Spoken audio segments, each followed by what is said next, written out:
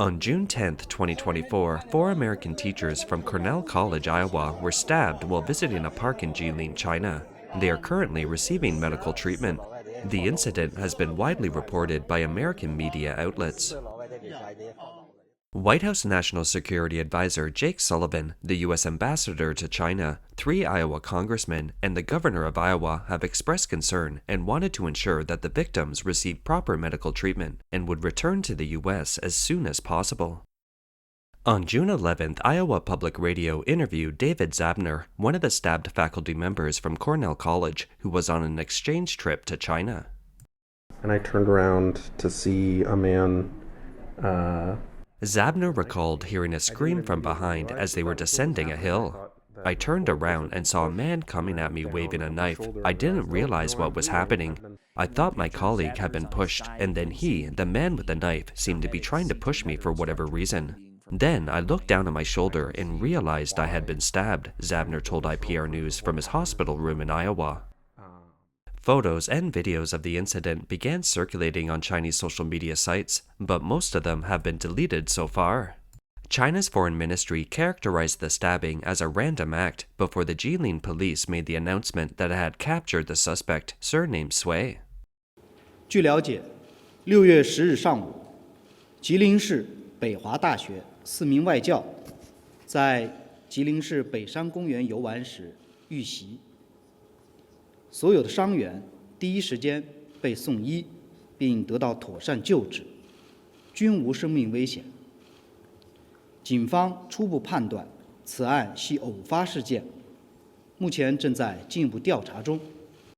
After the CCP officials set the tone for the incident, online censorship has relaxed somewhat, and a handful of comments have begun to surface.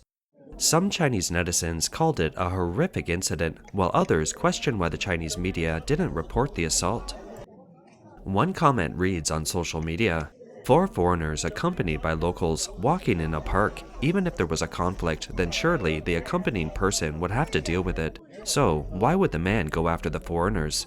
Moreover, in this environment in China, who carries a knife when going out? Another one questioned the police report. Westerners are quick to say sorry to anyone who bumps into them, and there will be no quarrel. Either the attack was an intentional clash, or the report is untrue. More people suspect that the official media's repeated incitement of anti-foreigner and anti-American sentiments might have contributed to the attack.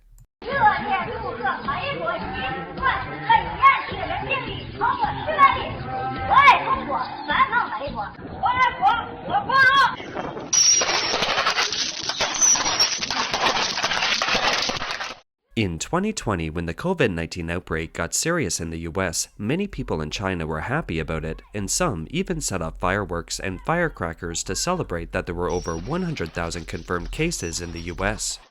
Some stores even had banners hanging to celebrate the epidemic in the US and Japan. In this regard, a commentator wrote on Platform X that about 50% of the people in China think this way. This is the base for the CCP to challenge the US. It is believed that the stabbing of the 4 Americans wasn't random, but a result of the CCP's years of anti-American and anti-Japanese propaganda. Let's take a look at some of the early anti-American propaganda by the CCP. That's not a bullseye, that's an enemy. That's American imperialism. American imperialism is the worst enemy of world peace.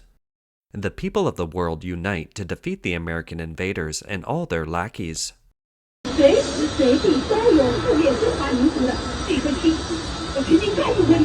China's Ministry of Education has made it mandatory for universities, middle schools, and elementary schools to teach students to hate America, teaching them that the US is ready to destroy the Chinese nation at any time.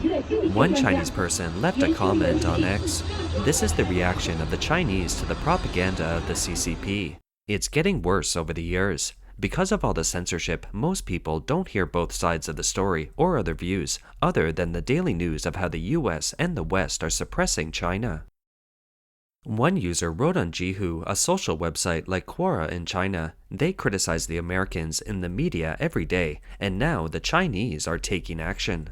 The CCP has long used the official media and education system to indoctrinate the Chinese people with the idea that outside forces are trying to contain China's rise, portraying the US and other Western countries as imaginary enemies and inciting nationalist sentiments. 便宜！中国人民志愿军！中华民族！ One netizen commented, "Ideological propaganda and hate speech are not harmless. They can incite hatred and even lead to violence. We need to address this issue and take steps to counter it."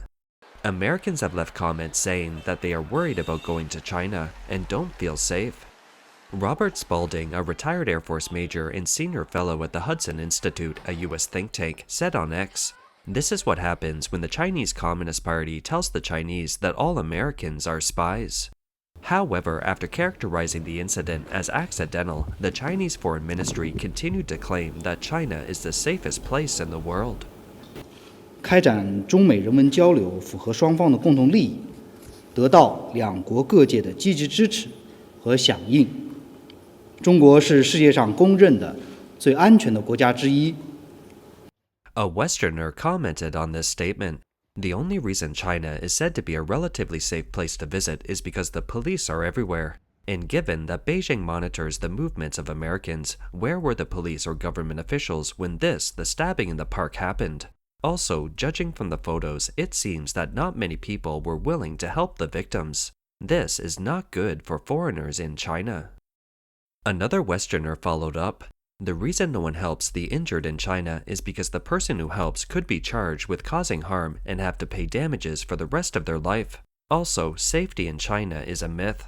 They censor speech after it happens. You might think that surveillance would solve this case quickly, but saving face is more important to it, so the message is suppressed.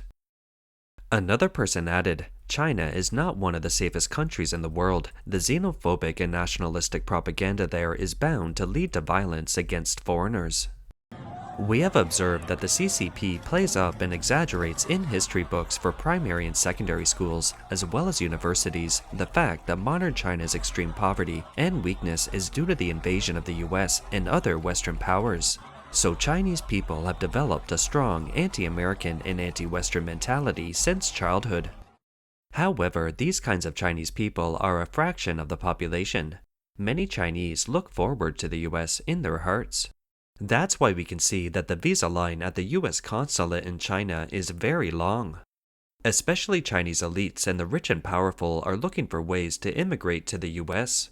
Many Chinese celebrities are choosing to give birth to their children in the US. Meanwhile, mainlanders under the CCP regime rushed to buy iPhones after watching the brainwashing movie Changjin Lake, which is a hate movie against the US. Look, this was the opening of Apple's store in Jing'an, Shanghai on March 21, 2024. It had a huge crowd exhibiting Chinese people's enthusiasm for American products. Some analysts believe that the Chinese are a divided people. The CCP is now trying to patch up its relationship with the US government. National sentiment is only something to fool the Chinese people, but the CCP also suffers a backlash when the public becomes emotionally charged, like in this case. It creates a headache for the Red Party. That's why the stabbing of the Americans is censored on the Chinese intranet, not played up.